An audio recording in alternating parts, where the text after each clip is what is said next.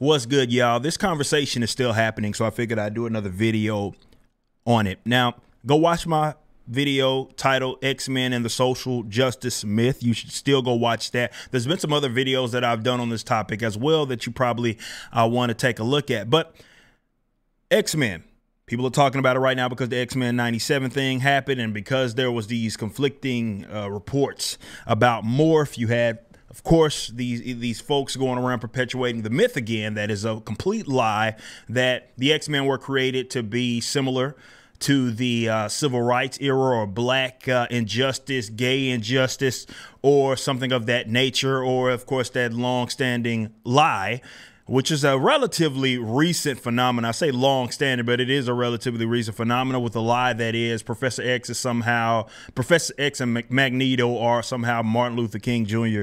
and Malcolm X. It's just not true, objectively.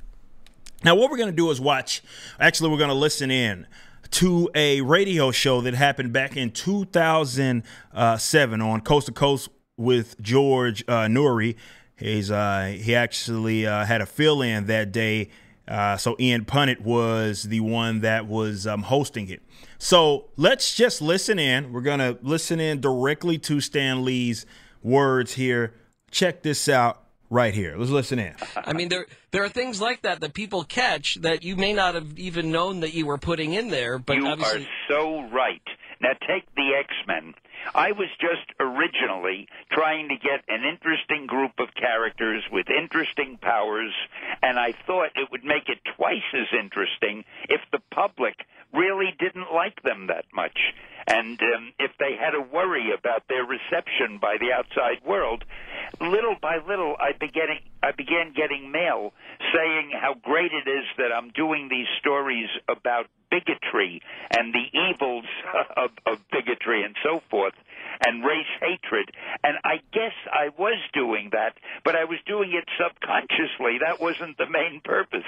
So that it goes, of course, in line. There's some other things that he says that we're going to listen into of a bunch of different interviews and public statements that he's made regarding the X-Men. He created them really out of laziness, if you want to call it that. He said that he just wanted to create these cool groups of characters. He didn't want to have to sort of come up with these like origin stories.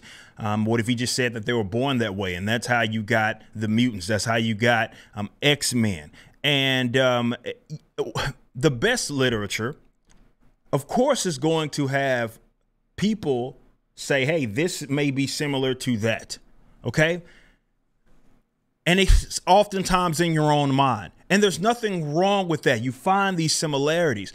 So what Stan Lee is saying is that, yeah, okay, maybe the similarity might be there, but I didn't try to do that. He didn't do it on purpose. That was not his goal. Now listen in on this as well. And when the X-Men enjoyed its reincarnation on film, there was a lot of talk about how this was really the story of homophobia. Yeah, that's absolutely right. And that was not what wasn't part of the original blueprint. No, it was the furthest thing from my mind. Right. So there you have it right there. He quite literally says that was the furthest thing from his mind. He wasn't thinking about that. That had nothing to do with the creation of the X-Men. Now, I would encourage people to just go read X-Men books. You would be saying some very damning things about Brother Malcolm X if you were to say that they were somehow similar, or more so with Magneto, was similar to Malcolm X, because Magneto for a very long time was just a cutthroat, evil villain who wanted to rule over humans. That wasn't what Brother Malcolm X ever was. Now, the similarities that people often point to isn't even Stan Lee's era. It's the Claremont era. But Claremont himself, which you can go watch my previous video that I've done on this topic, he himself has flat out admitted the civil rights era had nothing to do with what it is that he was trying to create. When you had the retcon of like with the Holocaust connection and everything there, that didn't happen until well over a decade, and after they had been already created. And again, that was during Claremont's era. He was more so representing Begin and this whole Jewish dichotomy. That was his influence. It was not the civil rights era. But people will perpetuate this lie.